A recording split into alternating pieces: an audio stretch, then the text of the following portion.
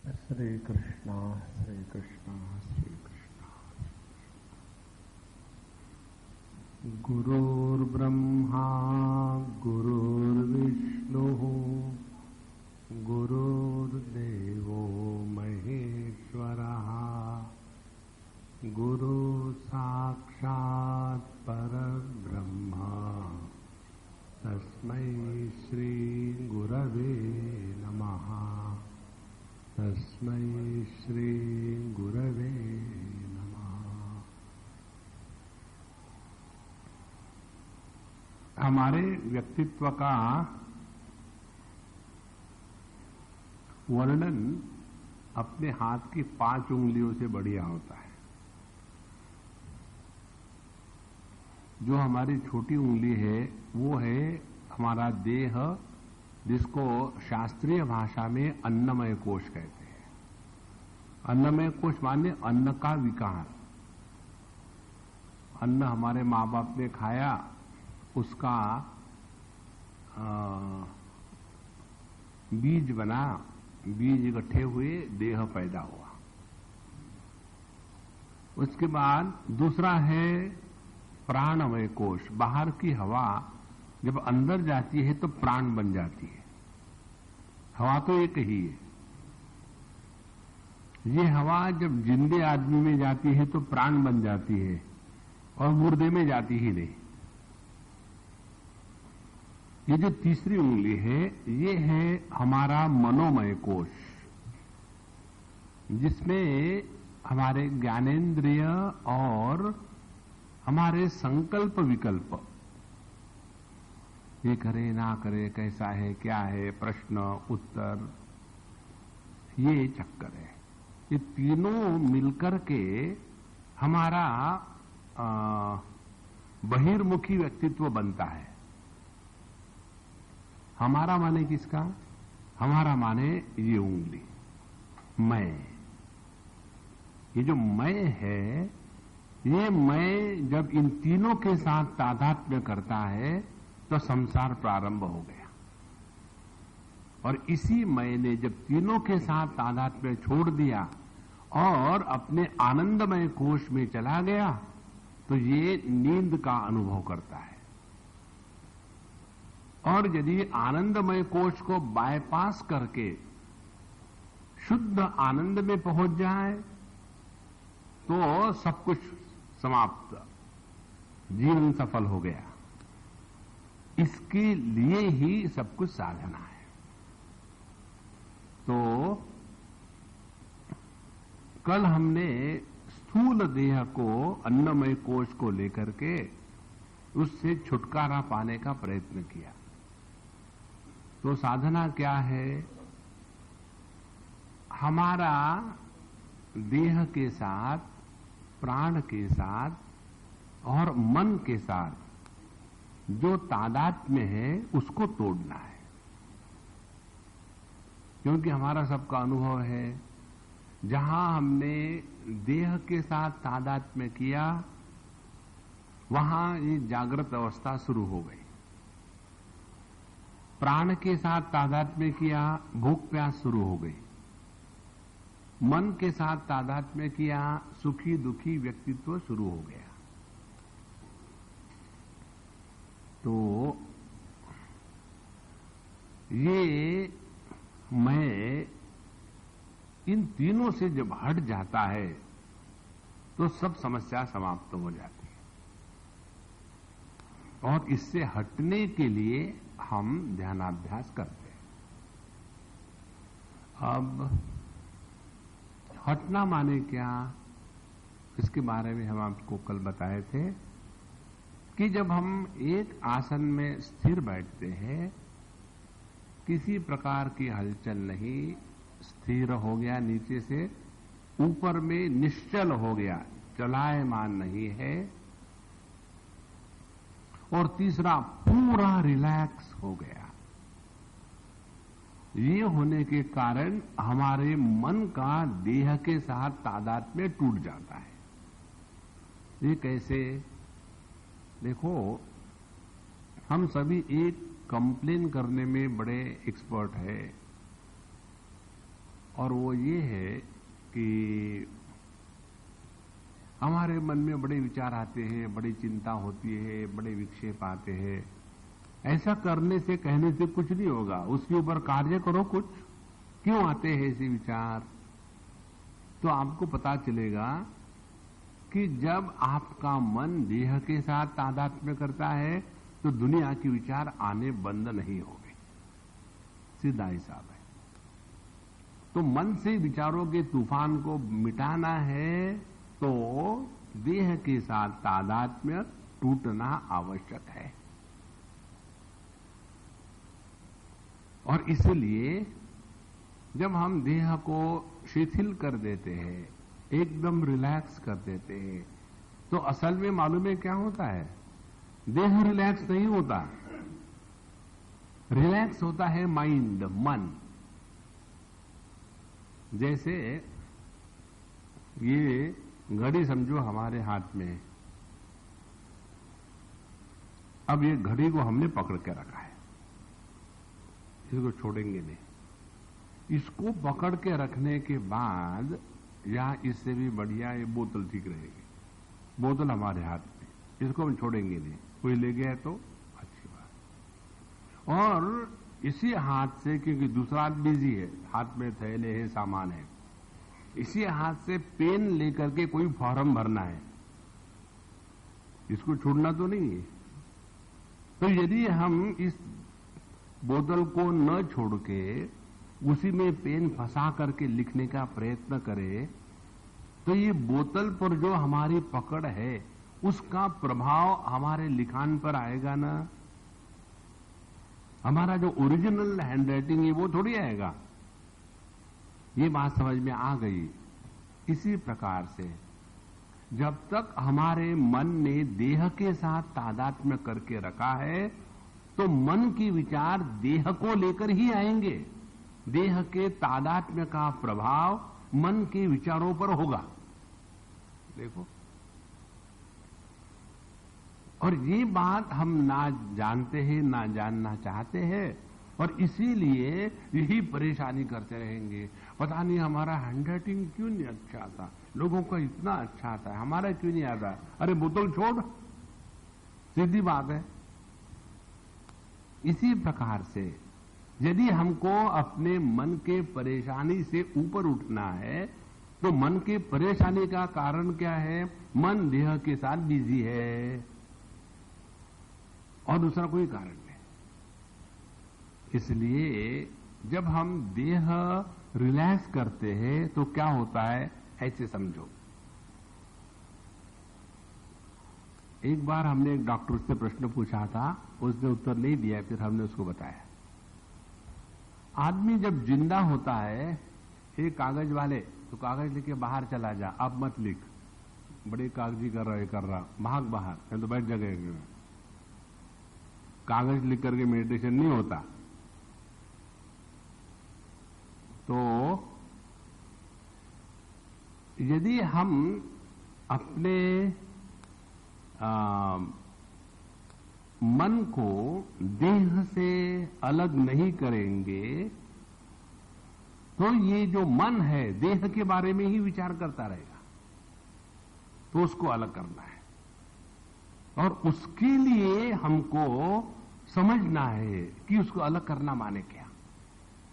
अब देखो, जब हम बैठ करके कल जैसे किया था, पूरा देह जब रिलैक्स हो गया तो क्या होता है, उसका वजन बढ़ता है।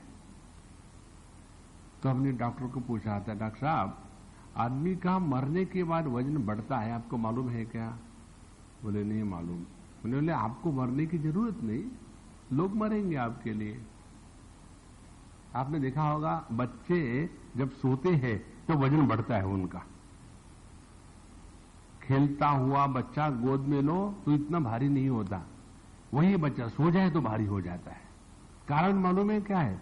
कारण यही है, जैसे समझो इस बोतल को हमने पकड़ा, छोड़ा नहीं ऊपर से, और स्केल पर रख दिया। समझो इसका वजन 100 ग्राम है, ऊपर से थोड़ा पकड़ के रखा है क्योंकि ये गिरने का चांस है। तो 100 ग्राम है, और यदि उसको पूरा छोड़ दिया तो वजन बढ़ेगा कि कम होगा? बढ़ेगा ना। क्योंकि जो वजन हमारे हाथ में पकड़ के रखा था वो स्केल पर पूरा आ गया। इसी प्रकार से हमारा मन जो है देह के वजन को उठा के रखता है। अब देह के वजन को उठा के रखा तो टेंशन किस पर आया? देह पर कि माइंड पर? माइंड पर। और इसीलिए जब देह रिलैक्स हो जाता है तो असलियत में देह रिलैक्स नहीं होता। अब जैसे ये बोतल है, इसमें कहां टेंशन है? इसमें कहीं टेंशन नहीं, टेंशन हमारे हाथ पर है। इसी प्रकार से जो मन देह के साथ तादात्म्य में किया है उस मन पर टेंशन होता है, देह पर टेंशन नहीं होता। तो यह जो मन देह के साथ तादात्म्य में छोड़ दिया तो क्या होगा? तो देह का आकार जो हमारे मन ने धारण किया था वो आकार अब पूरा त्याग दिया। वो भी बात। अब जब आकार त्याग दिया, अब देह पर मन पर, देह पर नहीं, अब मन पर देह के आकार का प्रभाव नहीं रहेगा। और ऐसा जो मन है वो समष्टि मन के साथ एक हो जाता है और ऐसे मन में दिव्य शक्तियां जागृत हो जाती है। देखो, जो व्यक्ति अपने घर गृहस्थी में फंसा है वो दूसरे के बारे में विचार कर सकता है क्या? जिसकी अपनी कोई घर गृहस्थी नहीं है, जो सबके साथ है और किसी के भी साथ नहीं है, वही सबका भला कर सकता है। इसी प्रकार से मन की बात। और इसीलिए देह को प्रॉपर पोजीशन में, पोस्चर में, आसन में रखने का तात्पर्य एक ही है और वो मन का देह के साथ तादात्म्य में छोड़ना। बाकी के जितने आसन है वो एक्रोबैटिक से, उससे कोई मतलब नहीं तो उसी में फंसे रहोगे। और आपने देखा होगा जितने आसन है सब जानवरों के नाम है। उष्ट्रासन, मत्स्यासन, धनुरासन, मानवासन एक भी नहीं है। हाँ, एक है शवासन, मुर्दासन। देखो, इस चक्कर में मत पड़ो, ये एक्रोबैटिक करने से कुछ नहीं होगा। तो तात्पर्य क्या है योगाभ्यास का? देह का मन के साथ तादात्म्य में टूटे। अच्छा, बात हो गई। अब जो दूसरा है प्राणमय कोश, इसका और हमारा अब हमको संबंध जोड़ना है। इसके लिए पहले महत्व की जानकारी। जैसे आपने एक टिकट लिया और आपको एक एनवेलप पर चिपकाना है, तो आप क्या करेंगे? पहले उस टिकट को अपने जबान पर रखेंगे, तो उसको आपका थूक लग गया और उसके पीछे, टिकट के पीछे जो गम था, गोंद था, वो थोड़ा ढीला हो गया, फिर चिपका दिया, फिट कर दिया एकदम, और देखा ठीक फिट किया कि नहीं। वो तो फिट हो गया, अरे राम, लेकिन ये इसके ऊपर एड्रेस गलत है। अब क्या करें? अब उसको निकालो। यदि उसको निकालोगे या तो एनवलप फटेगा, नहीं तो टिकट फटेगा। तो क्या करें? उसको फिर पानी में डाल दो। पानी में डालने से बीच में का जो गोंद है वो ढीला हो जाएगा और उसको जैसे केले की खाल उतारते हैं वैसे धीरे आराम से उठाओ, उसको फटेगा नहीं। इसी प्रकार से हमारा मन और देह दोनों इकट्ठे रहते हैं इस प्राण की गोंद से। और जब ये प्राण निकल जाते हैं तो मन और देह अलग हो जाते हैं, उसी को देह की मृत्यु कहते हैं। तो हमको क्या करना है? हमको ये प्राणों को नियंत्रण करके मन का देह के साथ संबंध तोड़ देना है। हमारा मन का देह के साथ संबंध प्राणों के संदर्भ से 3 प्रकार से टूटता है। पहला अंडर कंपल्शन, जबरदस्ती से, और वो मृत्यु में। दूसरा नींद में, तो हमको ना तो मरना है ना तो सोना है। अब तीसरा ऑप्शन क्या है? तीसरा ऑप्शन ये है कि हम ना तो मरे ना तो सोए, लेकिन हमारा जो मन है देह से अलग हो जाए। और जब मन देह से अलग होगा तो फिर उस मन को हम पहचान सकेंगे कि ये जो देह से अलग मन है यही चैतन्य है। ध्यान से सुनना, बिजली जब बल्ब के अंदर से जाती है तब उसको प्रकाश कहते हैं, लेकिन प्रकाश बिजली नहीं है, प्रकाश बिजली की अभिव्यक्ति है। इसी प्रकार से चैतन्य जब देह के माध्यम से अभिव्यक्त होता है तब उसको मन कहते हैं, असल में वो चैतन्य है। जैसे बिजली दिखती नहीं, उसको शब्द स्पर्श रूप और रसगंध कोई भी गुण नहीं है, लेकिन उसी बिजली की अभिव्यक्ति मात्र दिखती है। इसी प्रकार से चैतन्य जो है वो हमारे दृष्टि का, मन का, बुद्धि का विषय नहीं हो सकता, लेकिन वही चैतन्य की पहचान होती है जब चैतन्य की अभिव्यक्ति मन के माध्यम से देह में हुई। तो यह जो चैतन्य जिस देह के माध्यम से मन के रूप में अभिव्यक्त हो सकता है उसी देह को जिंदा देह कहते हैं। वैसे देखा जाए तो चैतन्य मुर्दे में भी होता है और जिंदे में भी होता है, दोनों में है। ऐसे नहीं कि मुर्दे में चैतन्य नहीं, वहां भी चैतन्य होता है। यदि वहां चैतन्य नहीं होता तो पूरी मरने के बाद की जो प्रक्रिया है, बॉडी का सड़ना इत्यादि, कैसे होता अपने आप? वहां चैतन्य होता है। फिर फर्क क्या है? उस देह की जो क्षमता है कि ये जो चैतन्य मन के रूप में अभिव्यक्त होवे, वो क्षमता खत्म हो गई है, इसीलिए देह मर गया है। और इसीलिए हम अपने मन को देह से अलग करें, लेकिन देह ना मरे ना सोए तो क्या होगा? हमारे जो प्राण है वो चैतन्यमय हो जाएंगे, हमारा जो मन है वो चैतन्यमय हो जाएगा। और फिर इस चैतन्य को पहचानना है।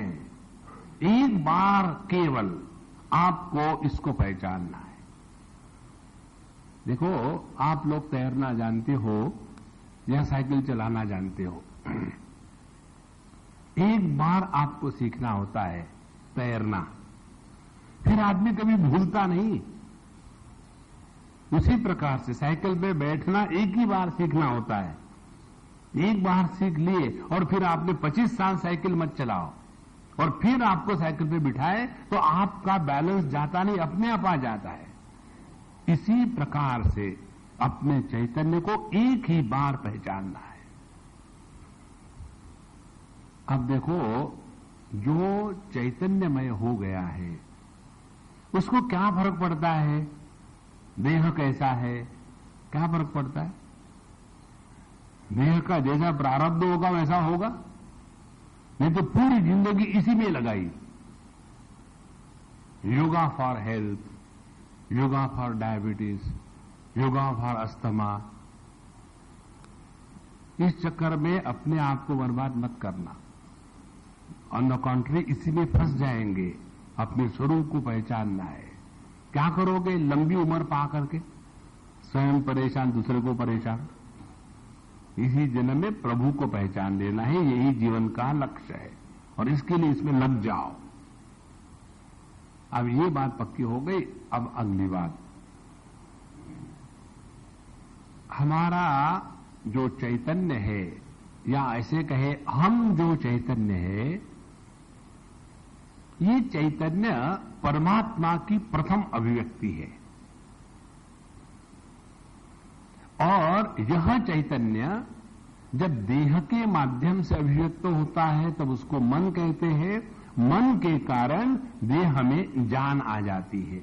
जब देह में जान आती है तब जाकर के देह में श्वास चलने लग जाते हैं। अब इसका गणित समझ लो क्या है। चेतना में या चैतन्य में जब गति होती है, गति युक्त चैतन्य को प्राण कहते हैं।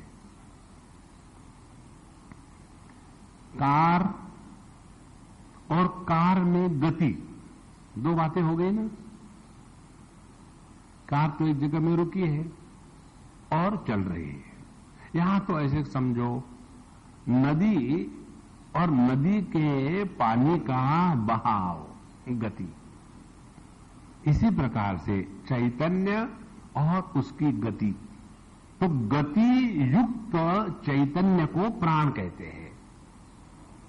जैसे बहते हुए पानी को नदी कहते हैं। जो पानी आपके गिलास में या बोतल में है उसको नदी नहीं कहते। भाई तुम्हारे बोतल में क्या है? नदी है। हाँ, नदी तब कहते कि जब वो पानी बहने लग जाता है तब। इसी प्रकार से चेतना में जब गति निर्माण हो जाती है तो उसको प्राण कहते हैं। और ये प्राणों के गति के कारण चैतन्य में वृत्तियां निर्माण होती है। तो चैतन्य जब वृत्तियों के साथ होता है तो उसी चैतन्य को मन कहते हैं। देख लेना, ठीक से समझ लेना। जैसे आदमी जवान लड़का है, 4, 6, 7, 8 साल का, 2 बच्चा है, पढ़ लिख किया, बिजनेस किया, अब बड़ा हो गया, अब वो शादी करना चाहता है। शादी क्यों करना चाहता है? इसलिए कि उसमें जो सुप्त प्रजनन की शक्ति थी अब वो जागृत हो गई। वो कि बाहर से इंजेक्शन देके थोड़ी आई है, उसमें थी, लेकिन पहले वो सुप्त थी तो जागृत हो गई। अब वो जागृत होने के बाद पहले वो उसका नाम कुछ भी होगा, जब उसकी पत्रिका छापते हैं, आहा, वर, वर माने सुपीरियर, वर्णीय, वर का मतलब वर्णीय। अब ये कल का यूजलेस लड़का आज वर्णीय क्यों हो गया? माने क्या? अब उसकी जो प्रजनन शक्ति है उसके बारे में उसको भान आ गया है, तब वो शादी की बात सोचेगा। इसी प्रकार से चैतन्य में जब गति आ जाती है तो उसको प्राण कहा, और ये प्राणों के कारण जब वृत्तियां आ जाती है तब उसको मन कहते हैं। अब हम लोग जो दुखी है, परेशान है, वो इस मन के कारण है। तो साधना क्या हो गई अब? और साधना का लक्ष्य क्या हो गया? साधना और साधना का लक्ष्य ये हो गया कि हमारे जो प्राण है वो चैतन्यमय हो जाए, और हमारा जो मन है वो चैतन्यमय हो जाए। जब हमारे प्राण और मन दोनों चैतन्यमय हो जाते हैं तब हमको प्रभु मिल गए। एकदम स्पष्ट समझ लेना, बाकी की सब बायलेंस है, उस चक्कर में मत पड़ना, नहीं तो उसी में फंसे रहोगे। और ये जब प्रक्रिया आप करेंगे, इस मार्ग पर चलेंगे, तो आपको भिन्न भिन्न अनुभूति आएगी। तो भिन्न अनुभूति आएगी तो उसमें मत फंस जाना, नहीं तो उसी में फंस जाओगे। जैसे आप धीमे धीरे पृथ्वी तत्वों को जीत लिए, या जल तत्व को जीत लिए, या तेज तत्व को आपने स्पर्श कर लिया, तो आपको एक अखंड प्रकाश का दर्शन होता है। यदि आपने पृथ्वी तत्व को जीत लिया तो आपको दिव्य सुगंध का अनुभव आता है। यदि आपने जल तत्व को स्पर्श कर लिया सूक्ष्मता के कारण, तो आपको बहुत दिव्य रस का अनुभूति होती है, ब्रह्मा रस जिसको कहते हैं। ये कारण क्या है? कारण ये है कि हम स्थूल से हट करके सूक्ष्म की ओर बढ़ रहे हैं। लेकिन फिर क्या हो जाता है, उसी में हम लग जाते हैं। देखो, कल हम बैठे थे ना ध्यान के लिए, बड़ा बढ़िया लाइट आया, पहले लाल लाइट आया, फिर पिलाया, फिर हराया। स्वामी जी, इसका अर्थ क्या है? आप ट्रैफिक लाइट के सामने खड़े थे और कुछ अर्थ नहीं इसका। इस चक्कर में मत पड़ना, ये सब आता जाता रहेगा। ये आने जाने वाले प्रक्रिया से जो प्रभावित नहीं होता वही सत्य है, उसको पहचानना है। ये तो उसी में लग गए। इसलिए अब ये प्राणों के माध्यम से हम कैसे अपने देह से तादाद में छोड़ते हैं और ये प्राणों का चैतन्यकरण कैसा होता है, ये समझ लें। दूसरी बात होगी। अब तीसरी बात, हम प्राणायाम करने के पहले थोड़ी बहुत अपनी एनाटॉमी समझ लें। हमारा जो मुख्य देह है, ये हम आपको गांव के शब्दों के प्रयोग से बताएंगे। अंग्रेजी झाड़ेंगे तो कंफ्यूजन हो जाता है, अपने को समझने से मतलब है। हमारा जो मुख्य देह है ये दो भागों में बटा है। एक को कहते पेट, एक को कहते छाती। दोनों के बीच में एक पर्दा है, उस पर्दे को कहते हैं डायफ्राम। अब ये पर्दा पेट को, छाती को अलग करता है। और हमारे जो फेफड़े हैं, लंग्स, इनके 4 लोब्स हैं, ऊपर के और नीचे के।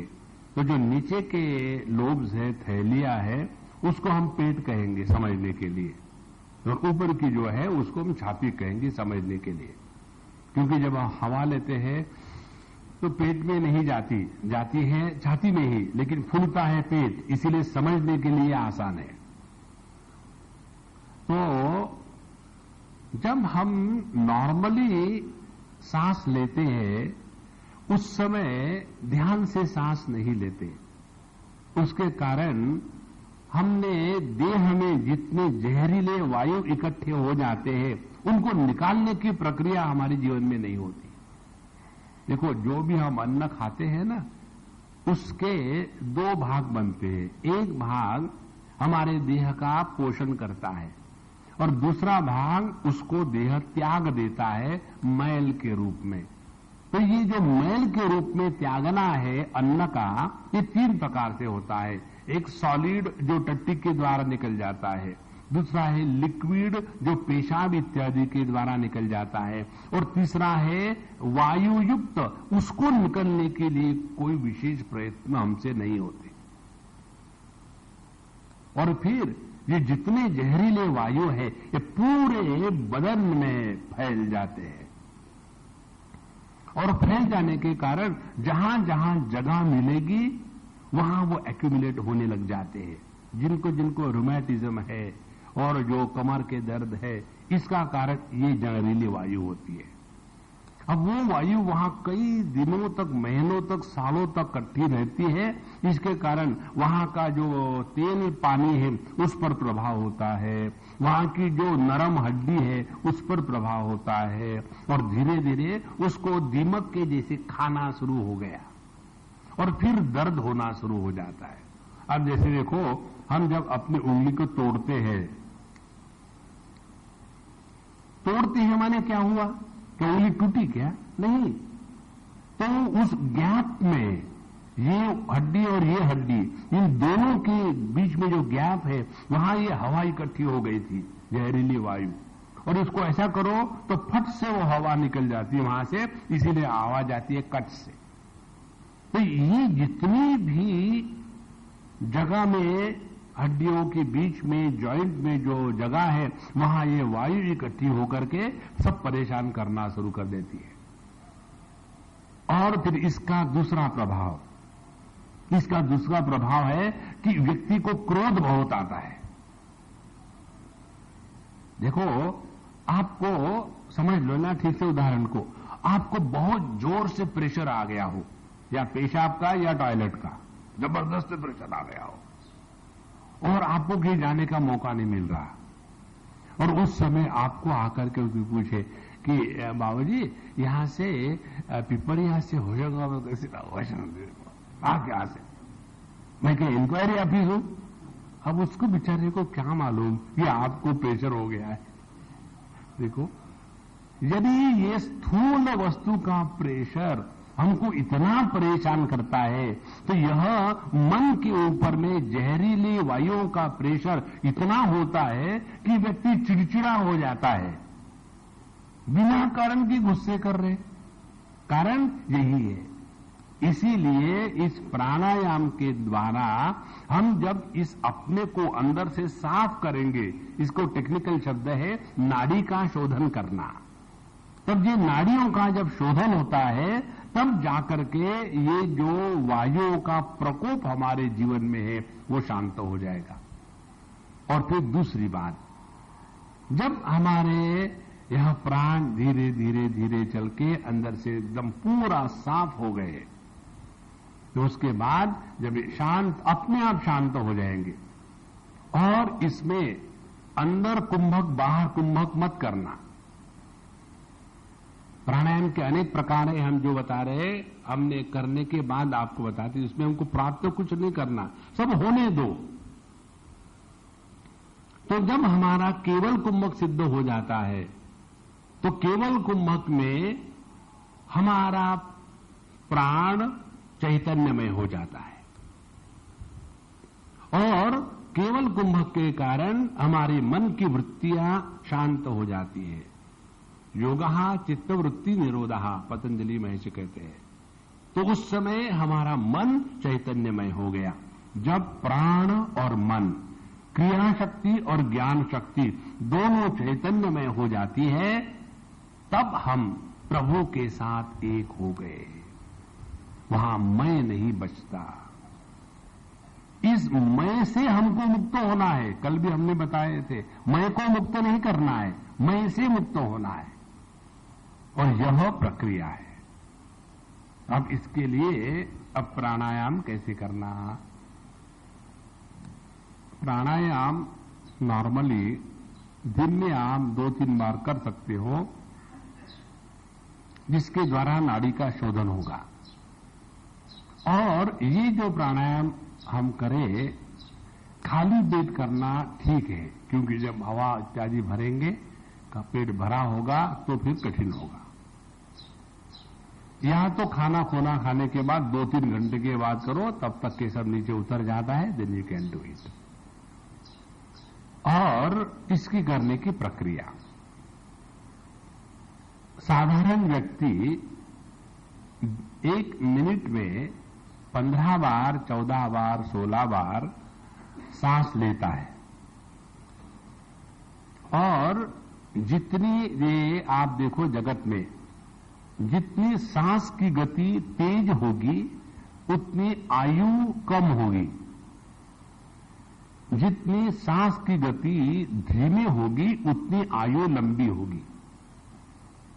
और योग शास्त्र के अनुसार प्रत्येक देह में कितने सांस लेने की क्षमता है, वो जिस दिन देह निर्माण होता है उसी दिन निश्चित होता है। आप उसको बदल नहीं सकते, उतने ही सांस लेंगे हो। जैसे कोई ये बनाते हैं पुल, गवर्नमेंट के पुल छोड़ करके, तो ये पुल इतने सालों तक रहेगा। तो इसी प्रकार से ये देह पैदा हुआ तो ये देह इतने दिन जिंदा रहना है, इसको कोई नहीं बदल सकता। और इसीलिए जब हम इस प्राणायाम के द्वारा धीमे धीमे करेंगे तो हमारी आयु बढ़ेगी और स्वास्थ्य रहेगा, और इसी देह में रहते हुए चैतन्य का दर्शन होगा। ध्यान से सुनना, मनुष्य देह में रहने का एक ही प्रयोजन है, और चैतन्य को पहचाने। जिनका चैतन्य हो गया है उन्हीं को साधु संत कहते हैं। और ये कल्पना नहीं है, ऐसे साधु संतों के शब्दों में अर्थ होता है, उनके संपर्क में आनंद होता है। कारण अब वो देह के रूप में नहीं जी रहे हैं, चैतन्य के रूप में देह के माध्यम से जी रहे हैं। अब वो प्राण के रूप में नहीं जी रहे हैं, चैतन्य के रूप में प्राण के माध्यम से जी रहे हैं। अब वो मन के रूप में नहीं जी रहे राग द्वेष के शिकार होकर के, बल्कि मन के माध्यम से चैतन्य के रूप में जी रहे हैं। तो जिसके जीवन का चैतन्यीकरण हो गया है उसी को परमात्मा प्राप्त है, उन्हीं में सब सिद्धियां इत्यादि आ जाती है। ये जीवन का लक्ष्य है। अब इसके लिए अब प्राणायाम की प्रक्रिया पहले हम बताएंगे, फिर करके दिखाएंगे, उसके बाद आप करना। जैसे हम बताएंगे फट से शुरू मत करना, पहले समझ लो। हम जब सांस लेंगे प्राणायाम के लिए तो इसमें दो बातें करनी है, खूब गहरी हो और खूब धीमे हो, दो बातें। और इतना भर ले अपने पेट को, छाती को कि और नहीं भर सके। उसके बाद अंदर रोकना नहीं, जिसको पूरक कुंभक कहते वो नहीं करना। फिर धीरे धीरे पहले छाती से हवा निकाल दे और फिर पेट से हवा निकाल दे, और इसको कहेंगे एक प्राणायाम। और ये 15 बार जो करते हैं हम 1 मिनट में, इसकी गति और गंभीर्य डेप्थ इतनी बढ़ जाती है कि 1 मिनट में हम 2, 3 बार 4 बार करेंगे। ये जो कछुए होते हैं ना, एक बार हम कहीं साउथ अफ्रीका कहीं गए थे, वहां एक जू में हमको ले गए और वहां इस टेबल के ऊंचाई का, हम बैठे इतने टेबल के ऊंचाई का एक बहुत बड़ा ऐसा कछुआ था। हमने कहा भाई ये कछुआ है कि कछुए का बाप है? इतना मोटा कछुआ तो हमने कभी देखा ही नहीं। तो उसको हमने पूछा भाई इसकी उम्र कितनी है? बोले महाराज इसकी उम्र 700 साल की है। कछुए की उम्र इतनी क्यों होती है? क्योंकि कछुआ 4 मिनट में 1 बार सांस लेता है। देखो कितना फर्क पड़ता है। तो हम जब इस प्रकार से सांस लेंगे धीरे धीरे, तो पहली बात यह होती है कि अंदर का जो नाड़ियों का शोधन है वो शुरू हो गया। जब नाड़ियों का शोधन शुरू हो जाता है तो आपका आसन स्थिर होने लग जाता है, और जितनी और शुद्धि होगी अंदर की प्राणायाम के माध्यम से, तो आपका आसन स्थिर होगा, निश्चल होगा। और इस प्राणायाम को जारी रखें तो स्थिर होगा, निश्चल होगा, और आपका बदन, देह एकदम काष्ठवत, लकड़ी के जैसा, ठूंठ के जैसा पक्का हो जाएगा। कहीं उस पर कहीं टेंशन नहीं रहेगा। और जब इसको जारी रखो तो आपके मन से देह का आकार समाप्त हो जाएगा। जिस क्षण आपके मन से देह का आकार निकल जाता है, उस क्षण हमारे मन ने देह के साथ तादात्म्य में छोड़ दिया, और उस समय हमको अपने अभाव का अनुभव नहीं आता। वह है चैतन्यीकरण की प्रक्रिया। तो ये हमको करना है। अब हम आपको डेमोन्स्ट्रेट करते हैं, ठीक से समझ लेना, देख लेना, और पूरा देखने के बाद फिर करना ही है जिंदगी भर। अभी ठीक से समझ लो। पहले हम अपने पेट में से और छाती में से जितनी हो सके हवा निकाल दें। कैसे? पेट को अंदर और ऊपर खींच करके।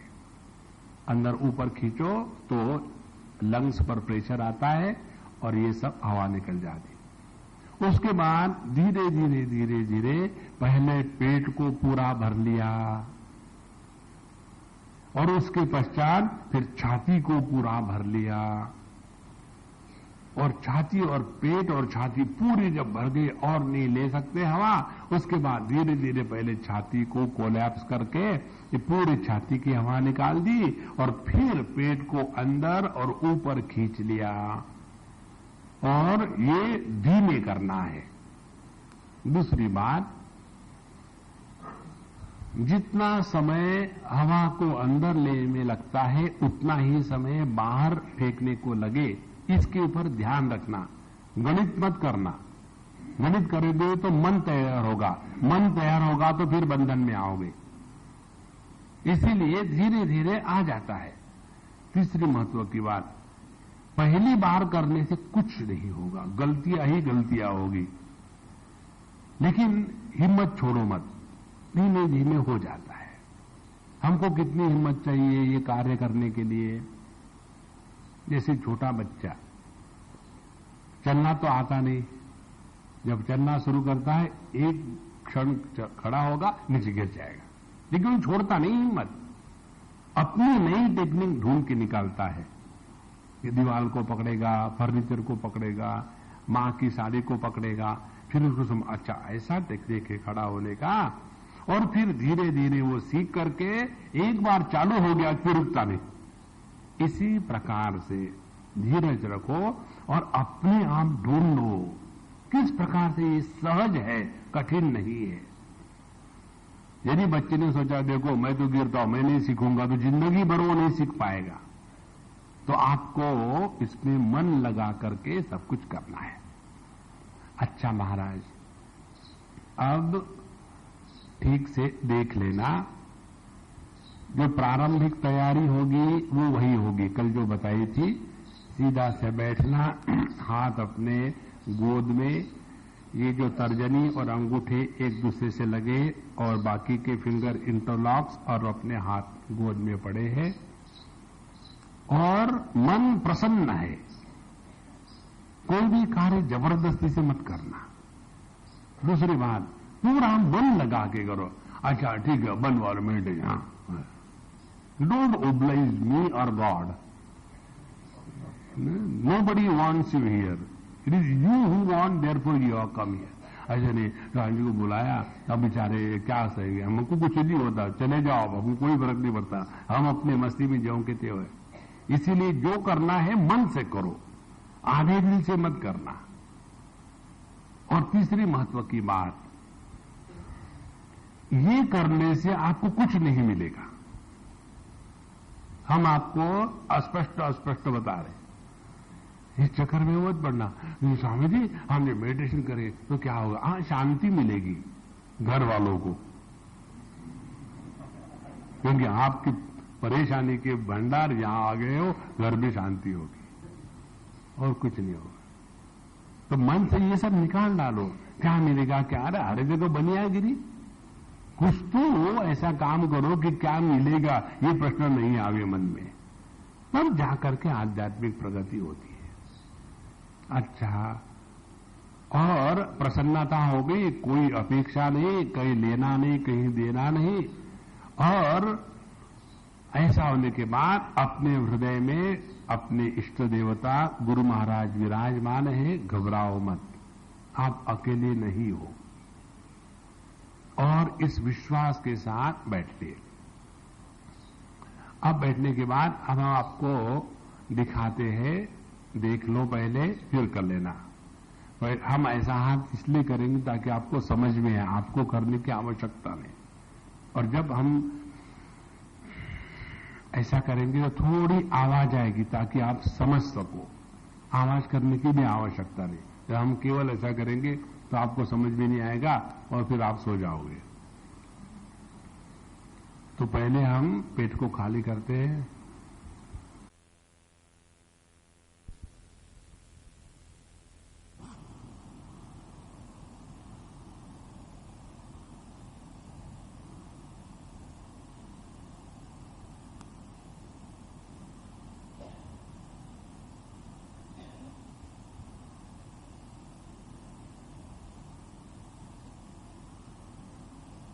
Start from the head, sir से शुरू कर दे। सर को रिलैक्स, कपाल, आंखें, चेहरा, गर्दन, हमारी बाहें, उंगलियां, मुख्य देह, गले से नीचे तक, गर्दन से नीचे तक, बगलों से नीचे तक, पैर, घुटने, पैर की उंगलियां। अब जैसे हमने बताया, पहले पेट को अंदर ऊपर खींच के धीमे धीमे सब हवा निकाल दे नाक से, और फिर धीमे धीमे पेट को पूरा भर ले, छाती को पूरा भर ले। और जब छाती पेट पूरे भर गए तो फिर पहले छाती को खाली करे, फिर पेट को खाली करे। और ये प्रक्रिया धीमे धीमे करनी है, और जैसी आवश्यकता होगी वैसे हम इंस्ट्रक्शन देंगे।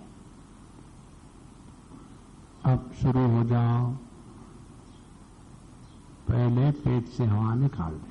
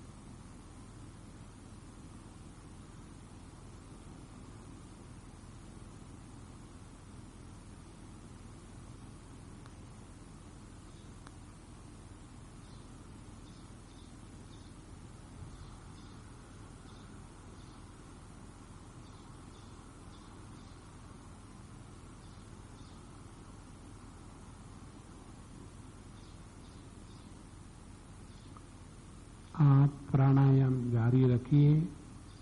हम 2-3 बातें बताएंगे, उसको भी सुनिए। प्राणायाम के अभ्यास से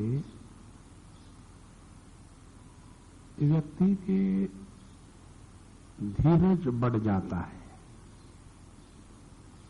पेशेंस बढ़ जाता है और आध्यात्मिक प्रगति के लिए पेशेंस का होना बहुत जरूरी है।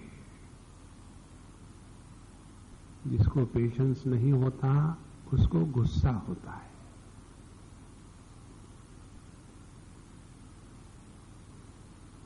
दूसरी महत्व की बात, अब आप देखो, अपने देह की तरफ ध्यान दो, प्राणायाम जारी रखना, उसको मत रोकना। आपका देह आसन नीचे से एकदम स्थिर हो गया है, ऊपर एकदम निश्चल है और देह का वजन मानो बढ़ गया है। इसीलिए नीचे की 2 हड्डियां जिस पर हमने वजन रखा है वहां पल्सेशन का भी फीलिंग होगा, स्पंदन।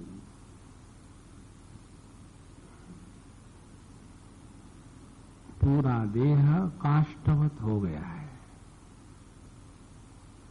कहीं उसमें हलचल नहीं। और जारी रखिए। और अगली बातें हम बताएंगे।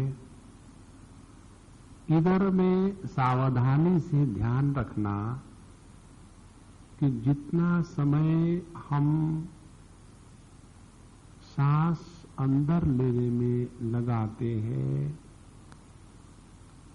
उतना ही समय हम सांस को बाहर निकालने में लगाने का प्रयत्न करें।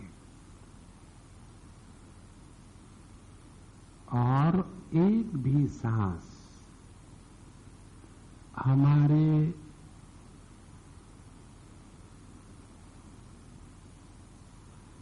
ज्ञान के सिवा ना बाहर जाए न आवे। प्रत्येक सांस को नोट करना है। ये 2 बातें अब शुरू हो जाओ।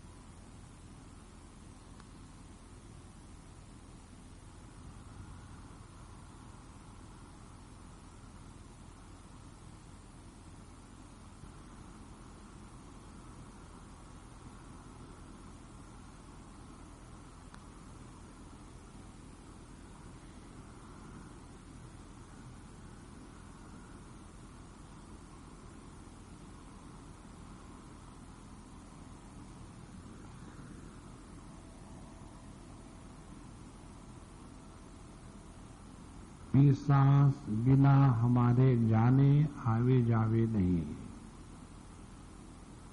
एक भी सांस पूरा अलर्ट होकर के, अन्यथा मन भटकने लगेगा।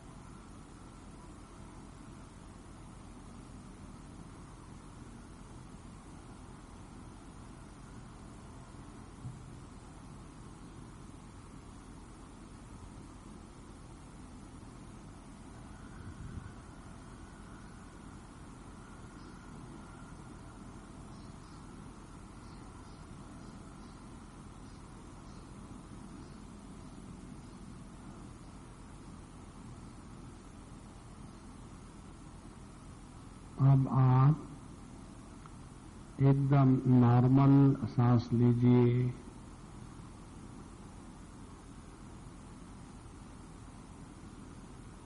और 2-3 ऑब्जर्वेशंस भी।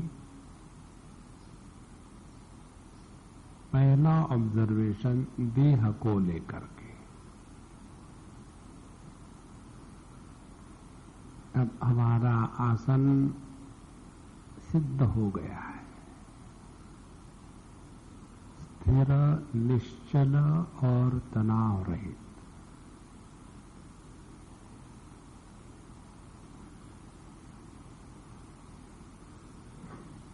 और सांस अब एकदम हल्की फुल्की चल रही है।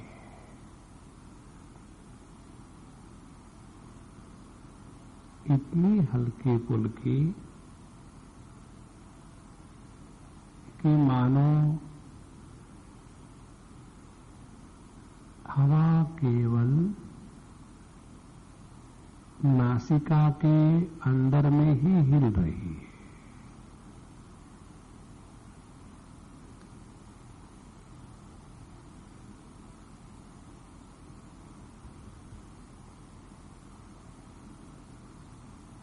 यह जो सांसों की गति है, धीमे और हल्का फुल्कापन, ये बहुत महत्व की वस्तु है। इसी की अगली स्टेप है केवल कुंभक, जहां प्राण चैतन्यमय हो जाते हैं।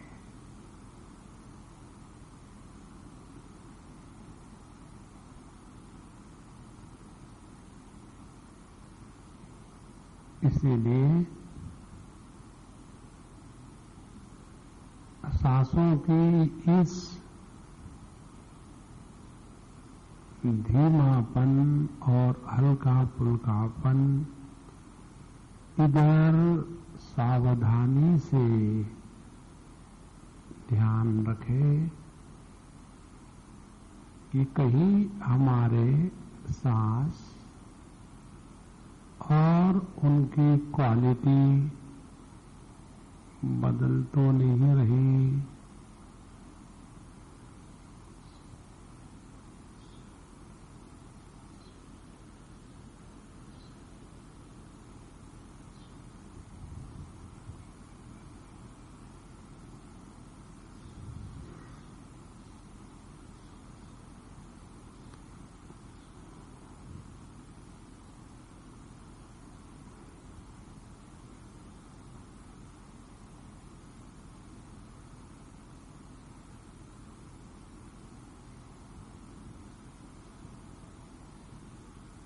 आप 100% ध्यान केवल सांसों पर है।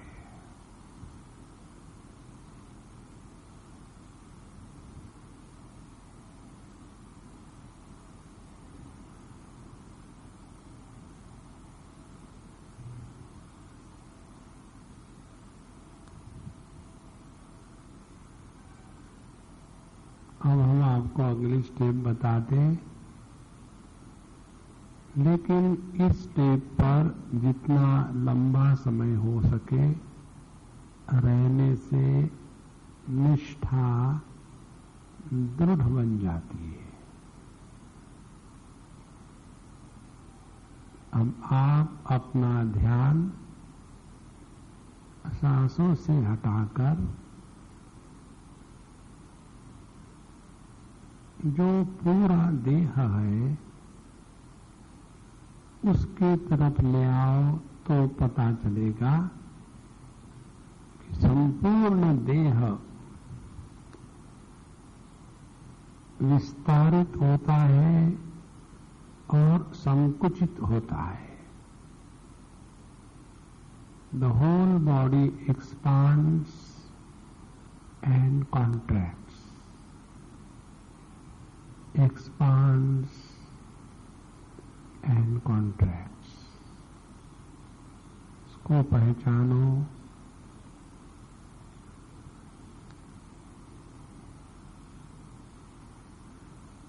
जबरदस्ती से कुछ मत करो। एक एक जो सेल है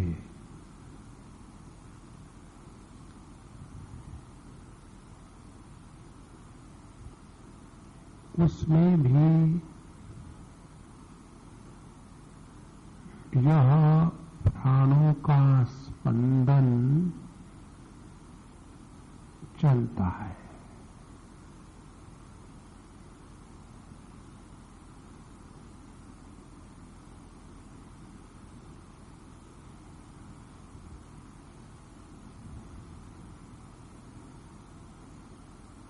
अब आप देखेंगे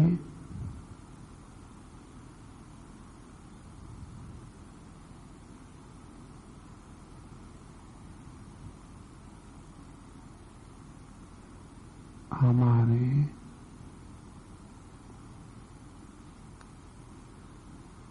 ज्ञान से देह, उसकी आकृति, श्वास, उनका आवागमन और प्राण, उनका स्पंदन, ये एकदम समाप्त मानो हो गए।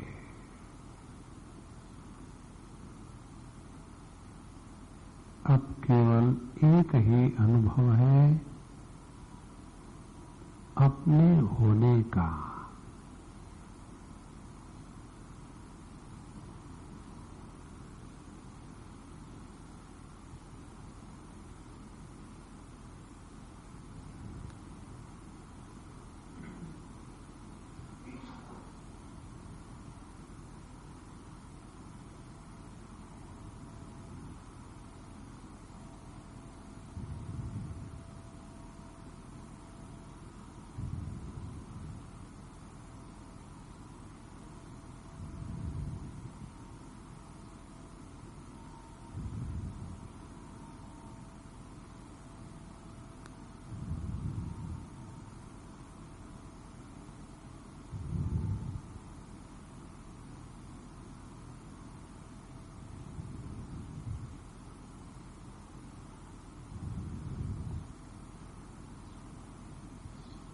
सावधान रहे।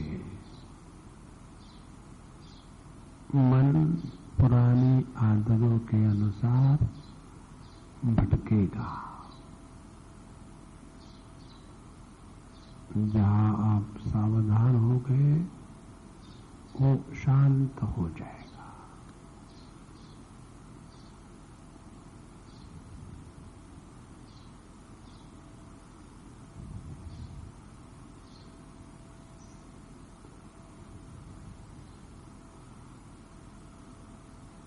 यह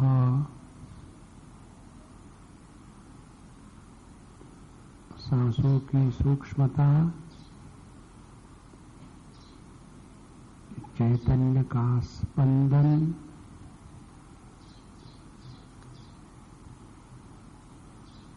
इसमें हम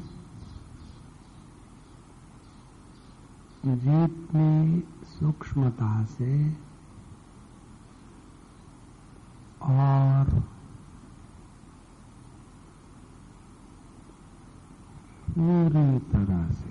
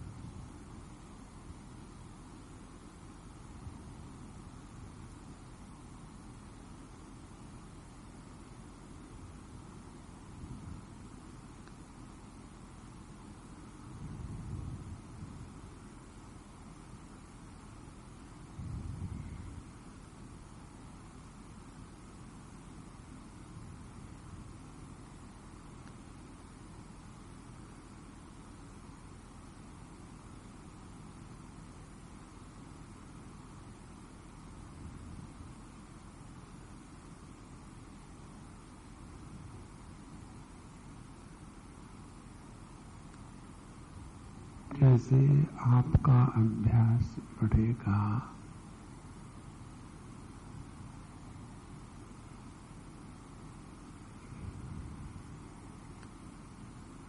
आप घंटों बैठ लो,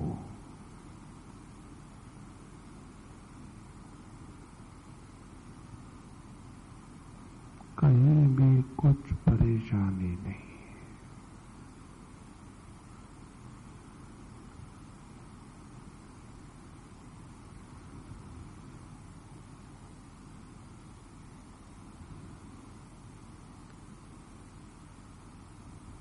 यदि परेशानी है शरीर के स्तर पर और मन भटक रहा है, तो आसन में कहीं गलती और प्राणायाम की कमी,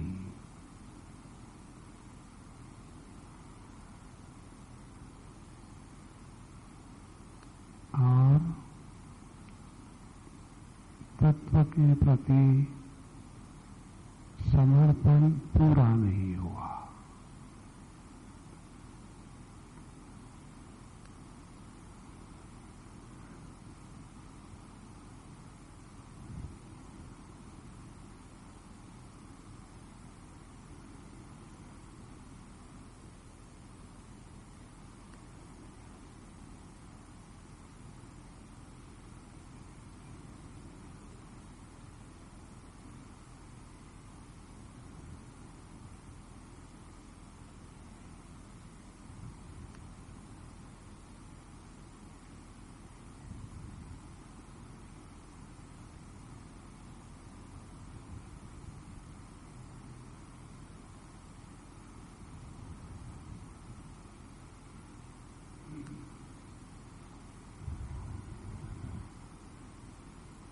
प्रारंभिक अवस्था में थोड़ा कठिन लगना स्वाभाविक है, लेकिन जैसे जैसे अभ्यास करो, नियम से, लगन से, प्रेम से, तो सब आसान हो जाता है। गहरी सांस ले लो 1-2 बार।